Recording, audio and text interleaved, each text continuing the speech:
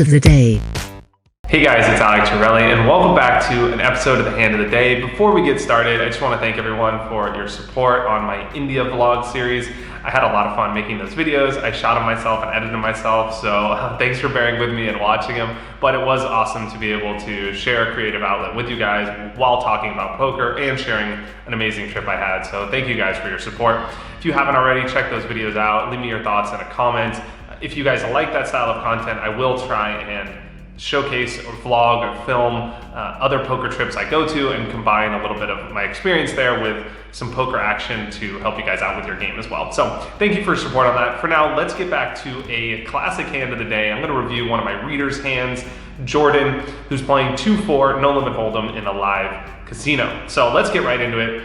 Blinds are 2-4. My boy Jordan is in the straddle for $8. Now, without checking too much about straddling, probably safe to say you don't want to be straddling unless you have some other reason to do so, but in general, straddling is probably not a great play. You're just putting in big blinds when you don't need to. That being said, you got to take into account the action at the table. If everyone's straddling and it's good for the game, you need to do it to keep the game going. People want to see action. It could be a reasonable thing to do. So straddling, let's overlook that.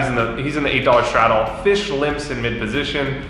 He says this guy's a fish. Limps for $8. Button makes it 32. The big blind calls. Okay, so the guy in the $4 blind calls. Now it's on Jordan in the $8 straddle. So I'm gonna rank the decisions that I would make in this spot, but I want to preface this by saying, take everything I say here with a grain of salt. I'm not at the table and I can't see who exactly the button is, the way that the big blind called. Maybe it was like, maybe it's obvious he has a weak hand or something like that. Maybe you got to tell on these players. And so that would change the way that you're gonna play the hand, right? So I'm looking at these hands that I'm reviewing, especially without seeing the video or whatever, just from a hand replayer. So I don't have all the information you guys do. I guess what I'm saying in short is I'm confident you guys are gonna make better real-time decisions in some of these spots than I would because you have more information, right? So if I had to rank these decisions without seeing the players, without having the history or anything like that, I would say my default here would probably be to fold. You have ace-9 off, it's not like excellent hand, it's a multi-way pot. But I also can see justification for the two other options. 3-betting definitely has merit. There are times where this hand plays well as a 3-bet.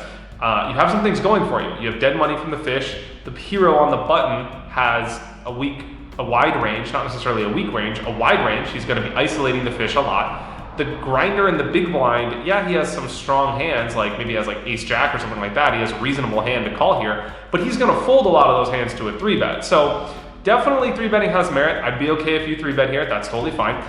Calling also has some merit too, even though that might be like the last thing I would do. Calling definitely has some merit. I mean, you're very likely to not get shut out of the hand. You're almost definitely going to see the flop. The fish is probably not gonna limp re-raise. And you're getting great price on your money, and you're against bad players like the fish or the button maybe who has a wide range as well. So you're not going to be like crushingly dominated here with your ace-9. So your hand is going to have a decent amount of equity. So I'm okay with all three options. I just wanted to give you guys the logic behind all three. And honestly, I would mix it up between these three plays depending on the specifics of the situation. That's sort of how I make my decision. Anyway, I talked way too much about pre-flop. Jordan opts to just call here, which is totally fine. The fish folds, which is crazy. He definitely seems like a fish at this point to limp for 8 and then fold when he closes the action, calling $24. Like, what the hell did he have? Anyway, he folds. We go 3 ways to the flop. The flop comes 9-7-4 with 2 spades, and now the big blind leads out for $62. It's on us in the straddle. So here we have 2 options, right? Folding is obviously out of the question. I'm going to talk about that. We could definitely call, which is sort of like the standard, I guess, default play. Calling is fine. You're calling with top pair, top kicker, backdoor flush draw. Obviously, reasonable play to do. The one consideration for raising is you force the button out of the hand, and he basically can't commit money to the pot. If the button does shove after you raise, you can safely fold your hand, but you get the money all in against the big blind, who's definitely gonna get it in with worse hands here. He might get it in with a worse 9, he might get it in with a straight draw, with a flush draw, something like that, and your hand's gonna have a decent amount of equity. If you are beat here and the turn comes a blank and he bets again, you're not really going to fold your hand regardless. So your hand is strong enough to get the money in against the big blind, even though you're not loving it. The question is just, how would you rather play the hand? Would you rather take the risk and allow the button to come along, maybe raise you, put you in a tough spot, maybe call, not really know where you're at on the turn, and maybe allow the big blind to see a free card? Or would you rather just protect your hand and get the money in now? Those are sort of the questions I would ask myself. And again, a lot is going to depend on exactly who the big blind is. What's his calling range pre-flop? What's his leading range? How is he going to react to a raise? Those are sorts of things I would ask myself to figure out, okay, what's the best way to play this hand against this specific opponent in real time? Both options are definitely valid. Jordan calls, totally fine. The button calls, and we go 3 ways to the turn. The turn comes at 3 of spades, completing the straight, completing the flush. The grinder in the big blind checks. Now, it's on us, and I think here the default play is definitely to check. We don't really get better hands to fold. We don't get that many worse hands to call, and our hand is sort of too good to turn it into a bluff. We're unlikely to get raised if we bet, so I guess you can say you can bet to like merge your range or something like complicated like that, but I think in general, the default play here is just to check, see a free card, see what happens. If the button does bet, you're probably gonna have enough equity to justify calling. So we check, the button bets 144, which is pretty small given the bet size. The big blind gets out of the way, it's on us. The pot's 350, I'm looking at it at this point. We're getting a good price. We could be ahead of some of his bluffs, like he could have 10-8 or Jack-10. Maybe he's like turning something into a bluff and we could win here some of the time. We also have the nut flush draw. If we're wrong, we block some of his strong hands, we block some of his nut flushes, which are a lot of his strong hands that he could have. So definitely got to call here, I think, and see the river and sort of see what happens. A lot of times he's going to check the river. We're going to win the pot. Maybe we improve to like 2 pair of trips or the nut flush, and we could win the pot. So I think check calling is definitely the standard play on the turn. I wouldn't really want to check raise just because if he is value betting, if the button has a straight, if the button has a set, if the button has a flush, he's probably not going to fold to a check raise. So I don't see check raising having any merit. I just don't think we're bluffing him at all and we're accomplishing anything. I'm fine with the check call on the turn. Let's go to the river where things get interesting. The river comes to Jack of Hearts, we check, and now the button bets 166, which is really small given the size of the pot and how much he bet on the turn. It's pretty much the same size bet he made on the turn, which depending on the player might throw me for a loop. Some people might read this as a weak bet and like he doesn't have a strong hand, I'm gonna bluff him. Other people might say, you know, he could have a really strong hand here, he's trying to induce me to call. I think against a good player, I wouldn't read too much into this bet size because in this spot, our hand looks like a 9. It looks like we have what we have, like a 9, maybe a 9 with a flush draw. That's a decent part of our range here. And if you think about the button's perspective, it's hard for us to call a big bet with that range.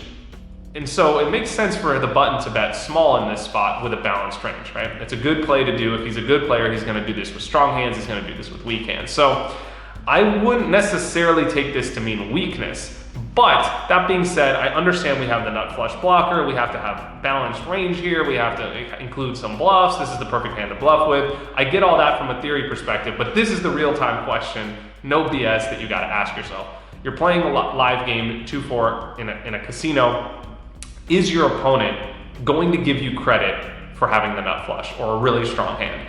I don't know, maybe. You just called on the flop. You could definitely have a flush draw, but on the turn, you checked after it was checked to you, and then you just check called, and now you're check raising the river. It's like, I don't want to say your story doesn't check out and you can't rep a super strong hand here with a check raise, which is what Jordan opted to do. But it's just like one of those plays that you have to know your opponent to think, is he going to let me get away with this? Is this check raise going to work, or is he just going to think I'm turning a hand into a bluff? So some players will give you credit. They just never will call you here without like a super strong hand. Other players are just going to say this is BS and they're going to call. The thing I don't like about the check raise is I don't think that it's that often the hero is bluffing.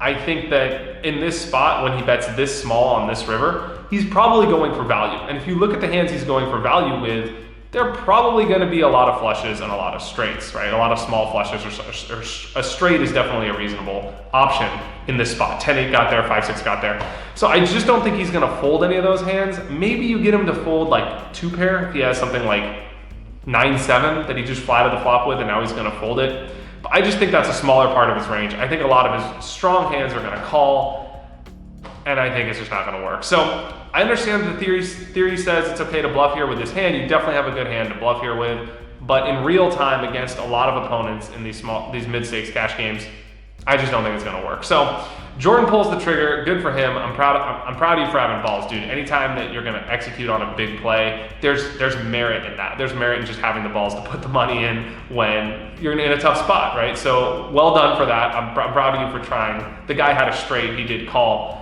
The question is, like, would he have folded maybe a worse hand? Would he have folded some 2 pairs?